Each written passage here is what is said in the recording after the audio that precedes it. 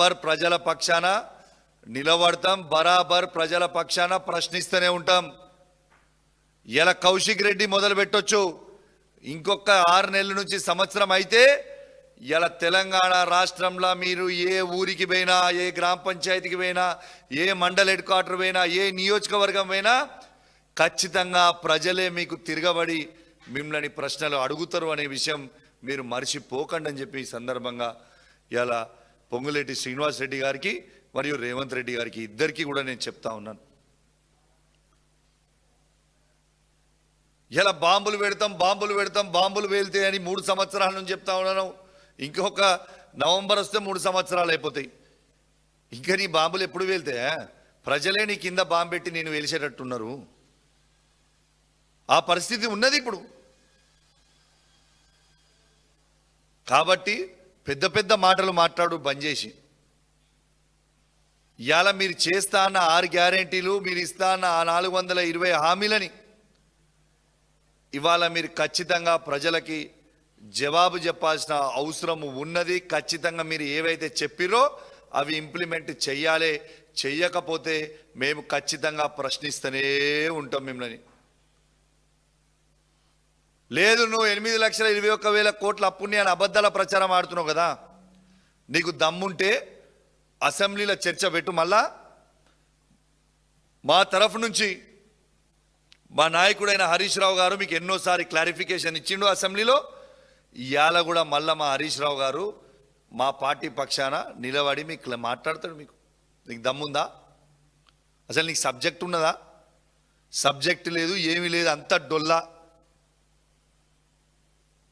డబ్బు అహంకారం ఎంత పెరిగిపోయిందంటే ఇలా నేనేదో డబ్బులుంటే, నాకేదో అధికారం ఉంటే ఈ రాష్ట్రంలో నేను ఏం చేసినా నడుస్తుందని అనుకుంటున్నాను.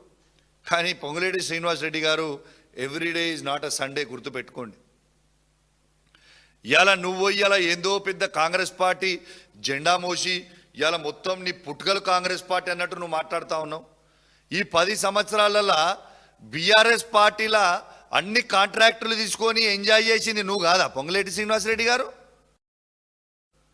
ఇదే కేసీఆర్ గారి, కేటీఆర్ గారి కాలు మొక్కింది నువ్వు కాదా పొంగులేటి శ్రీనివాస్ రెడ్డి గారు? ఇలా కేసీఆర్ గారి, కేటీఆర్ గారి కాలు మొక్కింది నువ్వా కాదా?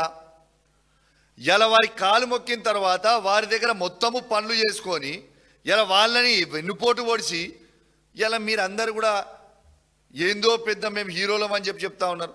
ఇలా కేసీఆర్ గారి పుణ్యాన, కేటీఆర్ గారి పుణ్యాన నువ్వు అంత పెద్దగా అయినావు. ఇవాళ లేకుంటే నీ పరిస్థితి ఏంది? ఇలా వాళ్ళనే నువ్వు తిడుతున్నావు. మనసు సాక్షిగా వాస్తవంగా తిన్నింటి వాసాలని నువ్వు లెక్క పెట్టకు పొంగులేటి శ్రీనివాస్ రెడ్డి గారని నేను అడుగుతా ఉన్నాను. కాంగ్రెస్ పార్టీ అస్సలున్న కాంగ్రెస్ పార్టీలు ఉన్న వాళ్ళు అందరినీ పక్కకు పెట్టిరు. ఈ దొంగ కాంగ్రెస్ ఉన్న వాళ్ళు అందరూ మాట్లాడుతూ ఉన్నారు. ఇది ఆశ్చర్యంగా ఉన్నది. అసలున్న కాంగ్రెస్ వాళ్ళు ఉత్తమ్ కుమార్ రెడ్డి గారు, శ్రీధర్ బాబు గారు, పొన్నం ప్రభాకర్ గారు, దామోదర్ రాజ్ నరసింహ గారు, కోమటిరెడ్డి వెంకటరెడ్డి గారు, కోమటిరెడ్డి రాజగోపాల్ రెడ్డి గారు, ఎవరైతే అందరూ జెండాలు మోచిరో వాళ్ళందరినీ పక్కకు పెట్టిరు. ఇంకా ఎంతో మంది చిన్న చిన్న కార్యకర్తలు, వాస్తవంగా కాంగ్రెస్ పార్టీలో ఉన్న చిన్న చిన్న కార్యకర్తలు ఎంతోమంది జెండా మోసి 10 సంవత్సరాలు వాళ్ళు ఎంతోమంది ఉన్నారు. కానీ పాపం వాళ్ళని ఎవరు దేక్తలేరు. గద్దలు వచ్చినట్టు వచ్చి కూర్చొని రేవంత్ రెడ్డి గారు, పొంగులేటి శ్రీనివాస్ రెడ్డి గారు వాళ్ళు ఇష్ట రాజ్యం చేస్తూ ఉన్నారు. కానీ ప్రతి కాంగ్రెస్ పార్టీ కార్యకర్త ఇలా రాహుల్ గాంధీ గారు, సోనియా గాంధీ గారు, ప్రియాంక గాంధీ గారు ఆలోచించుకోవాలి. ఇలా ఈ తెలంగాణ రాష్ట్రంలో శాశ్వతంగా కాంగ్రెస్ పార్టీని బొందబెడతా ఉన్నారు వీళ్ళిద్దరు కలిసి. మీరు అది గుర్తు పెట్టుకోండి అని మీకు విజ్ఞప్తి చేస్తూ ఉన్నాను. మీరు ఇంకా ఏదున్నా మీ టైం 2 సంవత్సరాలే. ఈ 2 సంవత్సరాల తర్వాత మీ కాంగ్రెస్ పార్టీ తెలంగాణ రాష్ట్రంలో, ఆంధ్రప్రదేశ్లో ఏ విధంగా తుడుచుకపోయిందో అదే విధంగా తెలంగాణలో తుడుచుకోబోతుంది. ఇది వాస్తవం నేను చెప్పేది.